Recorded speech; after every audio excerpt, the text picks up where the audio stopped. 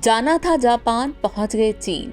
ये गाना और इसका मतलब तो हम सभी समझते हैं कि जाना कहीं और था और पहुंच गए कहीं और। दरअसल आज की कहानी इस गाने पर बिल्कुल फिट बैठती है। ये कहानी है कोलंबस की। जी हाँ, उसी मशहूर समुद्री यात्री क्रिस्टोफर कोलंबस की, जो ढूंढने तो निकला था भारत लेकिन गलती से पहुंच गया अमेरिका, और इस तरह खोज हुई अमेरिका देश की। ये बात तो हम सभी को पता है कि कोलंबस यूरोप से समुद्री मार्ग से भारत के रास्ते की खोज करने निकला था, लेकिन ये बात शायद बहुत कम लोगों को पता होगी कि उसने अटलांटिक महासागर के पार अपनी यात्रा साल 1492 में आज ही के दिन शुरू की थी, यानी 3 अगस्त को। तो चलिए अब बात कोलंबस की जीवन यात्रा से शुरू करते हैं।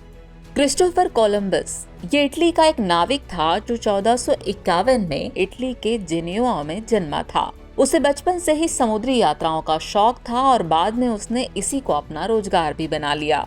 कोलंबस को विश्व इतिहास में एक महान नाविक और समुद्री यात्री माना जाता है, क्योंकि उसकी 4 ट्रांस अटलांटिक यात्राओं ने यूरोपीय उपनिवेशीकरण का रास्ता खोल दिया था। उसने ये यात्राएं 1492 से 1493, 1493 से 1496, 1498 से 1500 और 1502 से 1504 के दौरान की थी। इसलिए ही कोलंबस को नई दुनिया का खोजकर्ता भी कहा जाता है। दरअसल कोलंबस यूरोपीय सुदूर पूर्व तक समुद्री मार्ग खोजना चाहता था। इसी के चलते कोलंबस के मन में समुद्र के रास्ते भारत, चीन, जापान और मसाला द्वीप समूह जाने का विचार आया। हालांकि उस वक्त किसी को भी यह पता नहीं था कि वहां से भारत कितनी दूर है और किस दिशा में सफर करने पर भारत पहुंचा जा सकेगा। लेकिन कोलंबस को अपने ज्ञान पर पूरा भरोसा था और उसका मानना था कि चूंकि दुनिया गोल है, इसलिए अगर समुद्र में पश्चिम के रास्ते निकला जाए तो पूर्व में भारत पहुंचा जा सकता है। वह जानता था कि अगर वह इन जगहों पर पहुंच गया तो वहां से वह रेशम और मसालों जैसा कीमती माल अपने साथ ला सकेगा। और बस यहीं से शुरू हुई कोलंबस की भारत यात्रा की जद्दोजहद इसलिए क्योंकि ये काम इतना आसान नहीं था और एक बड़ा मसला था इस यात्रा का खर्च उठाने का। इसके लिए कोलंबस को काफी मेहनत करनी पड़ी और आखिरकार 1492 में उसे स्पेन के राजा फर्डिनेंड और रानी इसाबेला से शाही समर्थन मिल गया और राजा ने उसे एडमिरल ऑफ द ओशन सी की उपाधि से नवाजा। लेकिन कोलंबस की मुश्किलें यहीं खत्म नहीं हुई।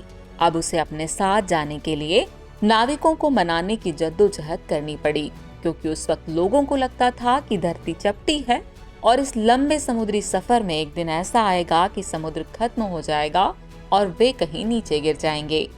खैर, ये मुश्किल भी जैसे तैसे हल हो ही गई और आखिरकार वह दिन आ गया जब शुरू हुई कोलंबस की ऐतिहासिक यात्रा। 3 जहाजों और 90 नाविकों के साथ कोलंबस पालोस डे ला फ्रोंटेरा, स्पेन से रवाना हुआ।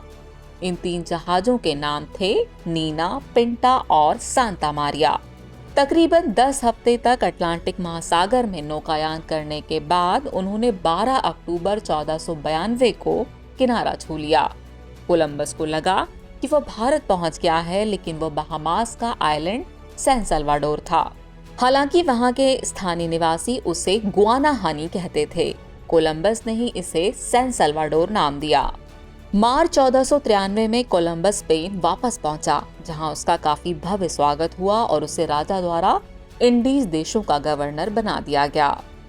आगे चलकर कोलंबस ने अटलांटिक से कैरेबियन तक 3 और यात्राएं की। उसे लगा कि उसने जापान खोज लिया है, लेकिन वास्तव में वह था क्यूबा देश। 20 मई 1506 में कोलंबस की मृत्यु हो गई, लेकिन अपने आखिरी वक्त तक वह यह नहीं जान सका कि जिन इलाकों की खोज उसने की है वह भारत नहीं बल्कि अमेरिकी द्वीप हैं। दरअसल पृथ्वी कोलंबस के विचार से बहुत बड़ी थी, इतनी बड़ी कि अपने गहन अध्ययन के बावजूद वह कोलंबस को अमेरिका की नई दुनिया में ले गई। तो इस तरह भारत पहुंचने की इच्छा में कोलंबस ने खोज निकाला अमेरिका। तो व्यूअर्स, आज के एपिसोड में ये कहानी फिलहाल यहीं तक।